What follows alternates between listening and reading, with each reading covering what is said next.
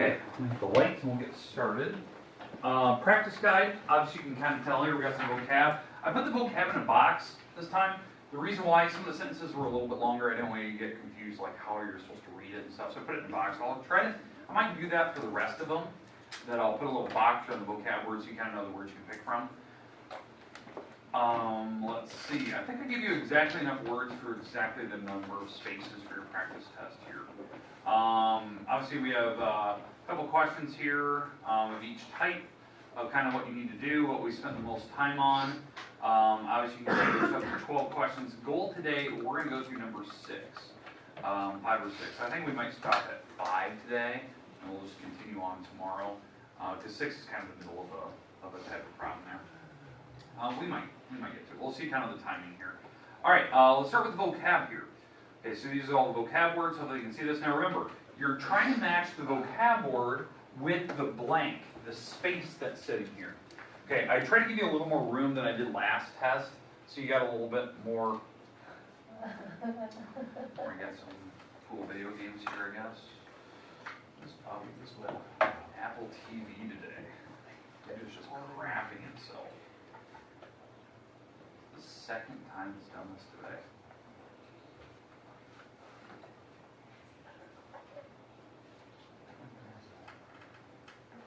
It really doesn't want to stay connected.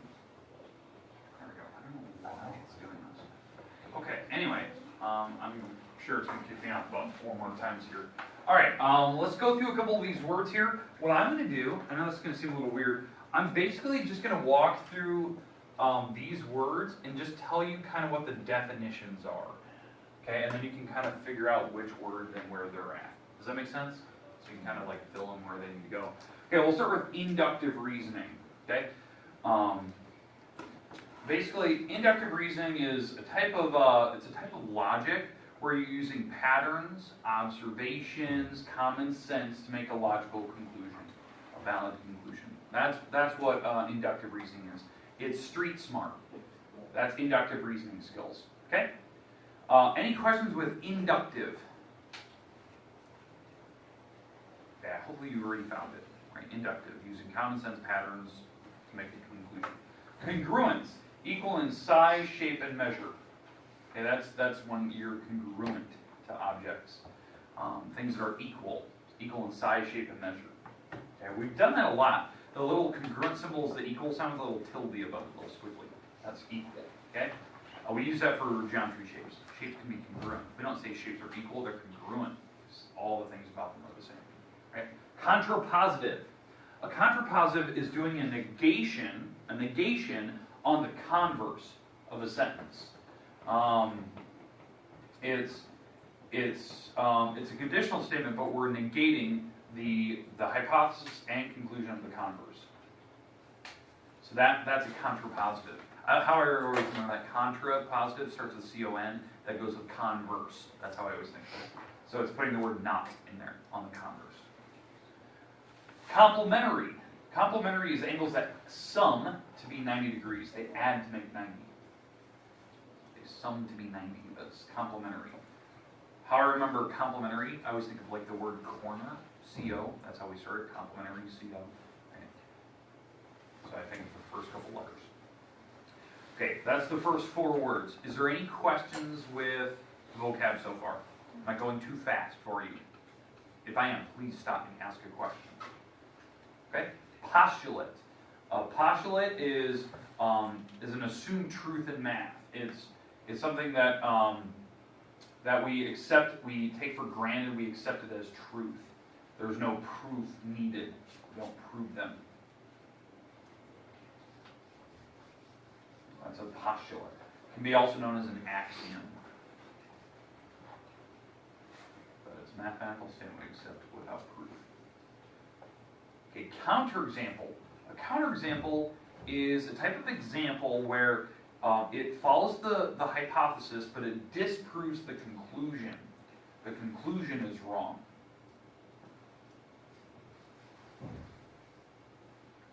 Example that disproves the conclusion. That's a counterexample. Segment addition. It's when you add segments together. So I think it's pretty much obvious which one it's going to be, but you know, you add segments AB plus BC equals AC. Because remember, the shortcut for how you do segment addition, you cancel out the middle letters. That's how I know what the final outside thing is going to be. Okay, questions, comments so far. I think that's the next three. Haven't lost anybody yet? Negation. Throwing the word not in there. It's a statement with the opposite meaning. That's what a negation is. Typically on a negation, we throw the word not. It's when you want to do an opposite meaning of a statement, you put the little tilde out front of it, and we throw the word not in there. We'll see those later. That's actually one of our examples we're going to look at today, how you can negate something. Vertical angles. Vertical angles are formed by the intersection of straight lines. Intersection of two lines form vertical angles. They're a little funnel system. That's what I always call it. Sand glass or hourglass with the sand I'm going through. That's vertical angles. Intersection of two straight lines. Hypothesis is the part following the word if in a conditional statement. And a conjunction is some type of compound statement where you're using the word and. That's a conjunction. Disjunction uses the word or. Now, obviously, there's a bunch of words here that I've skipped. Just thinking about this out loud, deductive reasoning is a word I skipped. Let's see, instead of contrapositive, talk about an inverse or original conditional statement. Converse, I didn't even use that word in the vocab. Supplementary, theorem, axiom, angle addition, supplementary, I think I already used that word earlier. Perpendicular, parallel, we talked about hypothesis, conclusion, disjunction versus conjunction. Those are like words that I'm thinking about like in this chapter that would be really great vocab words that I could put on the test. It's basically the opposite of all the words I have in your word bank because they went together on each of the pages. Again, how I study vocab, I flip through chapter 2 and I just look at the words that were in bold. That's what I do.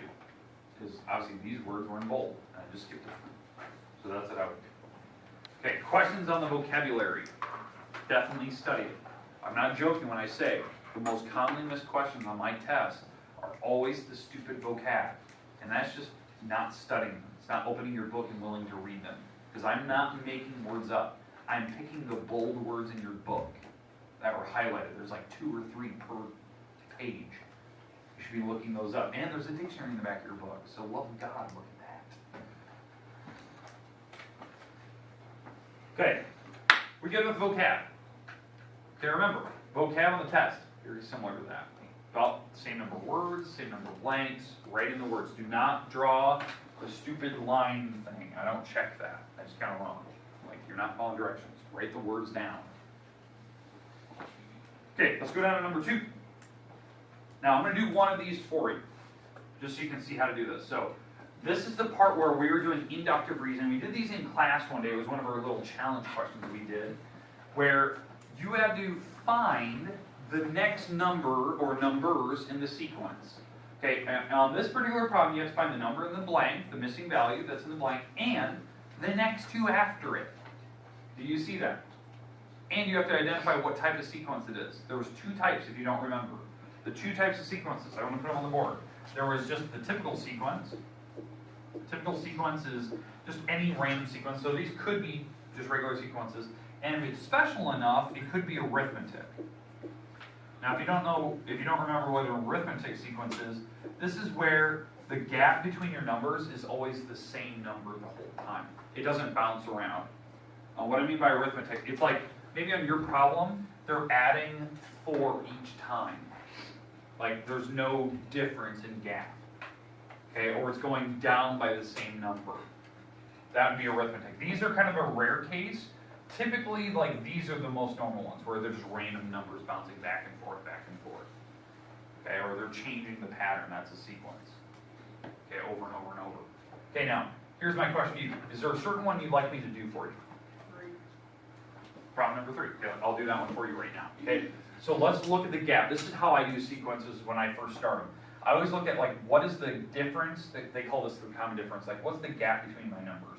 That's what I like to calculate first. I want to know what are they going up by, what are they going down by each time. So it looks like on the first one, it went up by 4, then it went up by 8, and then it went up by, what is that, 12, and then it up by 16, and then up by 20. So it looks like, the pattern to me, it looks like every time we go up, we're increasing by 4 more. So it went 4, it went 8, it went 12. So it looks like there's adding 4 every time to this gap. So it looks like the next one, I'll probably be adding 24 to it. So adding 24 to this, what is that, 89? And then I'm going to add another 4 more, so I'm going to go 28 now. And then after that, I'm going to go, what is that, 32 more.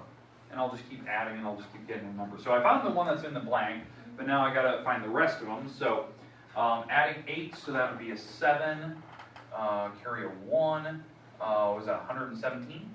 Be the next one. And then adding a 32 to that, it's a 149. Did I do my math right?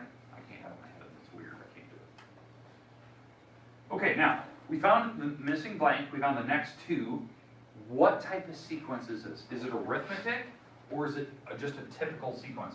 Were they adding the same number every time, or subtracting the same number every time? No. So this is just a sequence. It's a regular sequence. What I mean by arithmetic, like they added 4 every single time, like plus 4, plus 4, plus 4, plus 4. Mine are changing. It's going plus 4, plus 8, plus 12. The gaps are changing, so that it's got to be a normal sequence. I think your first one is pretty easy. I think you should know than yours. Okay, does that make sense what you're going to have to do? Okay, I'm just going to pick some. We did a bunch of these in class one day. You know, we had a worksheet. You can even go back to the days we did sequences and on the website, and you can kind of watch my videos. I even had a worksheet we did where I put some problems on the board. We tried some out. You guys had, you know, some partners who were doing them that day. This takes pure logic skills to find out what the next numbers are. And yeah, it could be a tricky one where you have to sit there and think about it. You can use a calculator, so don't be afraid to. Okay, questions on how I approach those. Now, if you can't tell the gaps, like you're like, God, I cannot figure out what they're adding. Like this is making no sense. Maybe they're multiplying. Like, oh, they're multiplying by 2, or they're dividing by 3. So figure out, are they going up, or are they going down? When I look at my sequence, the third one, right, problem number 3, my numbers are getting bigger. So I know the next few numbers are bigger. On yours, on the top one, to me, it looks like the numbers are getting smaller. So that's what I'm expecting the next, 3 numbers to be. Smaller. That's common sense. Like, some people, don't even think about that. Okay. Questions and comments about what you're going to have to do in your problems? I'll give you 2 on the test. Something very similar to that. Maybe an easy one, maybe a more challenging one. Those are kind of easy. Okay, next one. Okay, this is number 4 and 5. I will do one of these for you. In fact, I might just do number 5 for you, just so you can see this. Okay? So how you're going to need to do this? We need to figure out if this statement is true or false. That's called the truth value. We also need to use a truth table on this. The tables are where you put the Q's, R's, and then you put the columns. Now these symbols. This symbol here means the word and.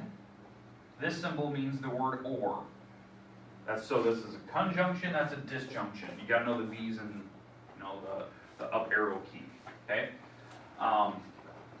What these mean when it's an or problem, like a disjunction, because I'm going to do number 5 for you. When it's an or problem, only one of these has to be true. That's an or. If one of them's true, we're golden. If they're both false, it's a false statement. Okay? If one of them's true, we're good. But on the and problem, the one you're going to have to do, because that's the one you're going to have to do by yourself, the and, both of these have to be true for that to work, because it's and. I think the example I use in class is like if the lunch ladies told you they're serving pizza and spaghetti, you better have both on the plate, or else you can cause a fit, right? Because they use the word and. If they said or, one of them, one or the other, right? Okay, but that's how you do it. So how I remember the symbols, remember how I remember which one's and or. This looks like an N to me, like the word and. It literally looks like an N. This, like the little upside down V, it kind of looks like somebody has really poor penmanship to write the word R. That's what it looks like to me. That's how I remember it in my head. I know that's stupid, and it's a very visual thing. That's how I think of it. That's how I know which one's which. Okay, so I'm going to do your problem. So we're going to do the truth table. I'll figure out if it's true or false here in a minute. So this is the truth value. So I got to figure out if it's true or false. So truth value. Okay, we're going to do that here in a second. Got to tell me if it's true or false. And I'm going to set up the table. And yeah, you might have to set up these. Okay, so here's my table. All right, and I think my column's going to have 4. How I know that? It's got a Q. It's got an R. It's got a not Q, because that's where we're putting the negation. And then the last column is the one we're looking for. We're going to do not Q or R. Okay. So mine has 4. I think yours is only going to have 3 on your table for number 4, because you don't have a negation on yours, so you don't need the 4th column. Okay, the Q column. How I always do this is I usually go like true, false, and then the next one is true, true, false, false. It's every combination of true and falses you can possibly think of. That's how a true false works. So you know, since there's 2 letters, they could both be true, one could be true, or you switch it, or they could both be false. Now for the not Q column, the negation column, this one. Since it's not Q, it's basically all the opposite answers for whatever Q was. So what was the first one for Q? It's true, so mine will be false over here. This one was false, so this one will be true. This is true, so it'll be false. This one was false, so it'll be true. That's what a negation is. It's the opposite of this column that was over here. Okay? Makes sense how I do the negation column? Does everyone understand how I did the first 2 columns? Where I made every combination, I don't even think about it, just every combination of true and false. So you can put them in any order you want, but every combination is true and false. Now the last column, since it's an OR, and we're using the negation, we're using the negation column and the R column. So I'm using this column here and the R column together. So these are the 2 that I'm using. It's these 2. I don't care about this column. I'm just forgetting about it for right now. Don't care about it because it's not a part of the final answer. Okay, it just helped me set up the problem. Are one of these true? Yeah, so that's a true statement. Now, why I know what I'm looking for is this is the word or. So if one of them is true, we're good. Are one of these true? Yes, that's true. Are one of these true? No, that's false. Are one of these true? Yes. So there are a lot of truths. I'm betting on my answer is probably going to be true. Because the final column, 75% of it was true. That's what I'm betting on. Before I even start my problem, the table tells me 75%, 3 out of 4 are true. That's what I think about the truth table. That's how I know. So it's probably a true statement. Well, now we got to read the sentences. So now I'm going to actually read them. So we're going to do the not Q. So this means not Q. So I need to throw the word not in there. There are not 30 days in June. Okay, so if you don't know the month idea, you do the knuckle trick. My hand, I know it's really weird looking, just go with it. Okay, so January, February, March, April, May, June. So June is right here, so since it's in a valley, that means it has 30. So there are not 30 days in June, that is a false statement, so that's false. For the not Q column. So far, it's either this one or this one. Okay, now R. So I'm not negating the R. Is this true or false? 3,600 seconds in an hour. Well, how do you calculate that with a calculator? There's 60 minutes in an hour and 60 seconds for every minute. So you take 60 from 60, and that is 3,600. So that is actually true. That's true. So that means it's this one right here. So what's my final answer? True. True. It's actually a true statement. Okay, any questions with how I figured out that it was true? Now you have to do number 4 by yourself. So you have to set up a truth table. You have to figure out if it's true or false. I'm going to give you a problem pretty much like this, where on the test where I just give you 3 sentences. Maybe I even give you a picture that goes with it, so it's nice and pretty looking. I just picked this problem because it was kind of easy. I didn't need to throw a picture in there. But you have to tell me is this final thing true or false, because it's the truth value, and then you have to tell me the table for it. So I did number 5 for you. That was probably the harder of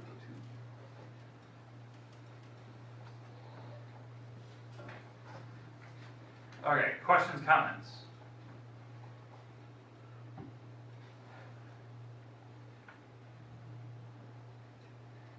Okay, number 6, 7. I'll do number 6 for you, just so you can see this. So number 6 and 7. Okay, this is one where if there's a counterexample to it, you have to tell me that the sentence is false and then tell me the counterexample. So let me scroll here. Okay, so I'll do number 6.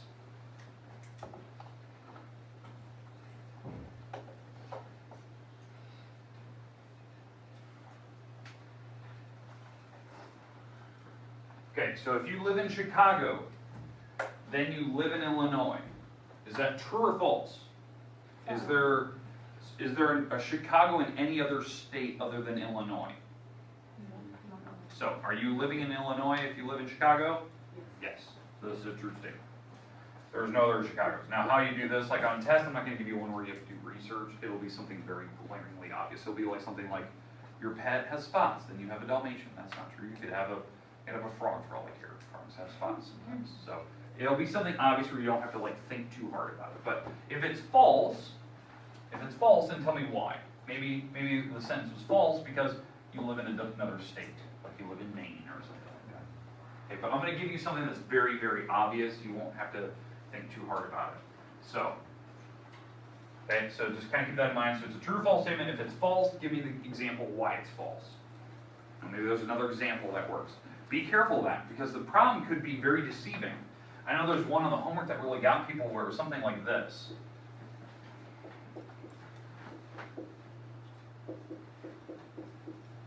It was a problem like this, and a lot of people were saying, oh, this is true.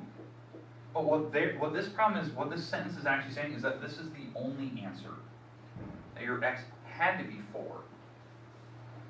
Is there another example that you could square and get 16? -4? -4, yeah. This is actually a false statement. Your answer could have been -4. That's a great counterexample because -4 squared is -4 times -4, which is still 16. That's a great counterexample. You're showing that there was another example to it. It didn't have to be 4. So be careful, because some people are like, well, Lord, the math is true. But they're saying that's the only answer that exists. There might be another one. So be careful of that.